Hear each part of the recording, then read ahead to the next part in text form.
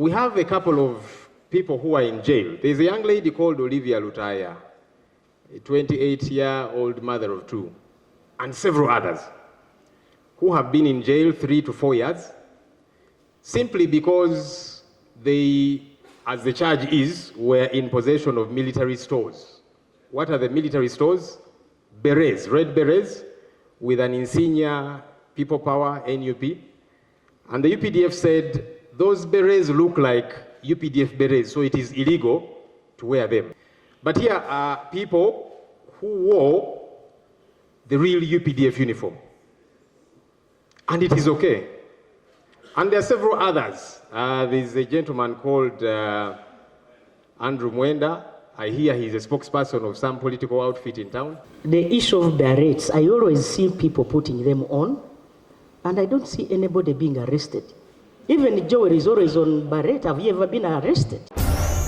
Omusumba yena asaba n'agamba bagawugule gagende wakumuluma. 13. Era mbyagalira ddala pulezidenti wange betwasaba bajje batusabire tebakoze eki tebalabise tugenda kwekalakasa paka eza paka kulira. Right, Honorable, there are issues that continue to happen, and they should be of concern to all of us. The issues to do with the law and the selective application thereof. Right, Honorable Speaker, recently we did see images making rounds of our colleagues here in Parliament, the Honorable Lydia Nabe, the Honorable Peter Ogwang, wearing UPDF uniform. Now, these are known to us. They have never done any kind of military training that qualifies them to be UPDF officers. And so by wearing these UPDF uniforms, it goes against the laws, and with specificity, the UPDF Act. I saw the spokesperson of UPDF, Brigadier Felix Kulaije, say that, no, they said sorry, and so they decided to ignore them simply because they said sorry, but the officers who gave them uniforms were arrested immediately. Here is the challenge, Right Honorable Speaker and colleagues.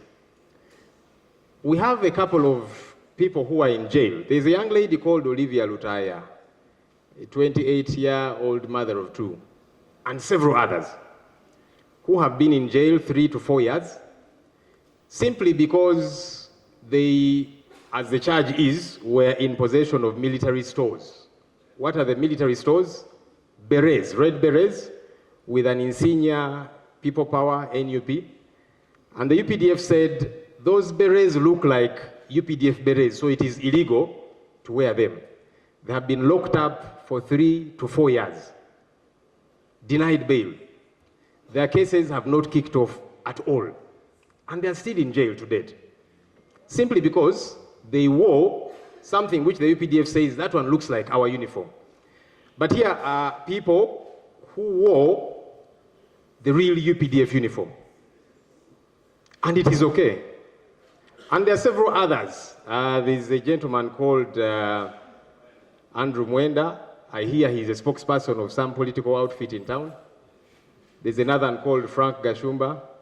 He's also a mobilizer for some political outfit in town, and several others. And they do it in a manner so wanton, and it seems to be okay. Right Honorable Speaker, this hypocrisy has got to stop. It cannot be a problem when somebody wears something that is resemblant, simply resemblant to UPDF attire, and then another wears the real UPDF attire, and it is okay. And the UPDF comes out and says, no, these ones, they have said sorry, and it is business as usual. No, this is not acceptable. And it would be important for government to inform this House. Is there a selective application of the law? Are there people who are more Ugandan than others? But also, these people, the Olivia Lutaayas and others, are they actually in jail because of this or for political reasons? Because if it is for wearing something similar to UPDF attire, then those who wore real UPDF attire should be in jail. this is problematic. It is not right. I saw Afande there, doctor, and I wanted to ask her, Afande, huo ni uongwana kweli? My colleague wants to give information with your permission, right? Or not? So our principle on matters of national importance, there is no information. Please, Rob, conclude. I think you've concluded. Yeah. I have pronounced myself on this several times, Honorable colleague. I don't need to. So, Right Honorable, what is clarity on these issues, yeah? Are there those who are above the law? Or are we going to see these our colleagues, who by the way are colleagues here in Parliament? I don't have anything personal against the Honorable Lydia Nabe, the Honorable Peter Ogwang. They are colleagues, we interact here. Are they going to have their day in court? Or is this for some and not others? I thank you. Yeah. I was with Honorable Peter Ogwang in Jinja. What he was putting on is not a gazetted UPDF uniform. No. What Honorable Peter was putting on, remember, he even bought it in America. In America, they sell in public shops and all that. On resemblance, that's another issue. But it wasn't. I just wanted to clarify on the one of Peter, because even me, I had to get close and said, when did they recruit you? Until when I checked and I found, indeed it wasn't. Okay? But on the rest, government. Right Honourable Speaker, thank you very much for giving testimony, expertise to distinguish.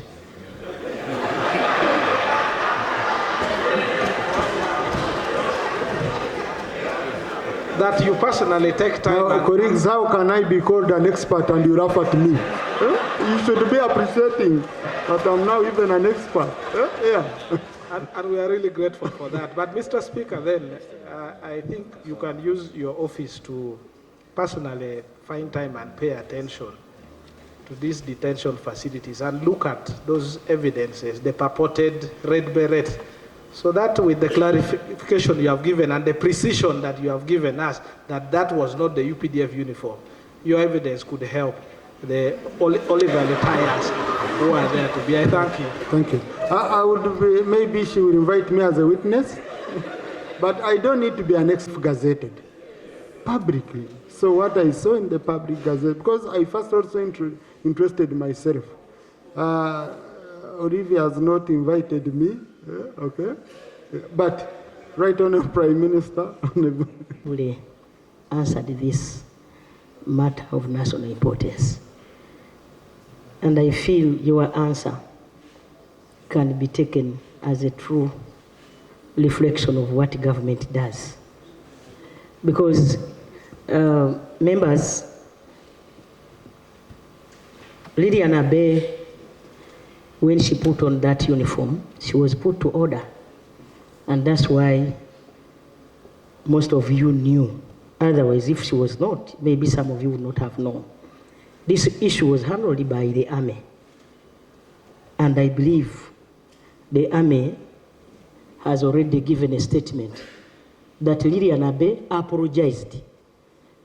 Preferably, maybe she didn't know, but now she knows. Right Honourable Speaker and colleagues,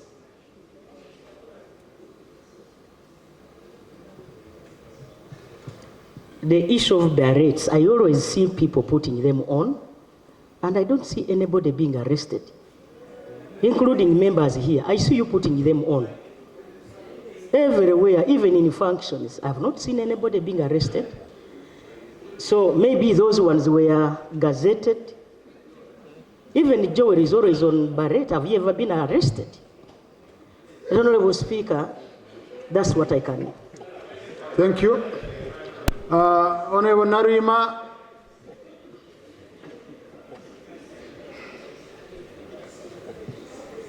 Thank you so much.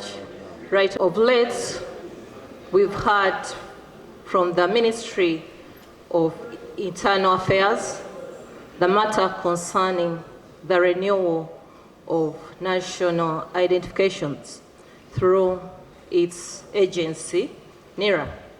Right Honourable Speaker, most of us here got our national identity cards and were part of the first batch That was in 2015.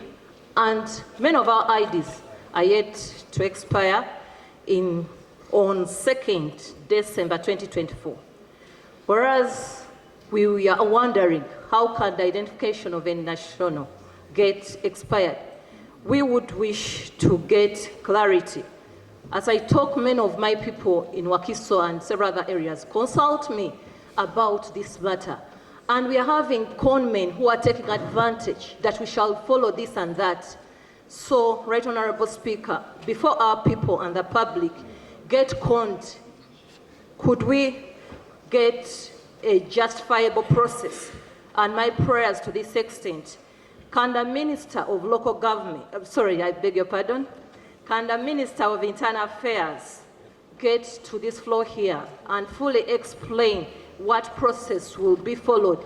Could we know whether it's going to attract any fee, like the way many times we see if someone has lost an ID, at least there is some fee.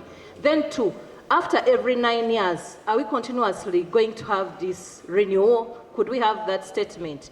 2, I also request and pray that when it really comes to an extent and we are starting the process, our hard-to-reach areas like Maibusi Islands, it's a whole sub-county, but neighboring Kalangala, can we have alternative measures? Because those are some of the issues they face, that when there is a national activity, like mass rolling, the way to be, they have to do it, but their transportation, could we have an alternative on online so that when people have smartphones, there are forms provided online? I beg to pray. Right Honorable Minister, do you want? Right Honorable Speaker and colleagues, government of Uganda put aside 300 billion, this I know for sure, to do this exercise. And the processes are on. I would only request that you give us some little time such that the Minister of Internal Affairs can come and give more clarity. But the fact is, we are on course. Wednesday next week, right on. Thank you so much. Thank you.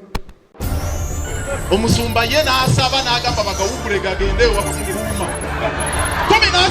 13 era mbyagalira ne president wange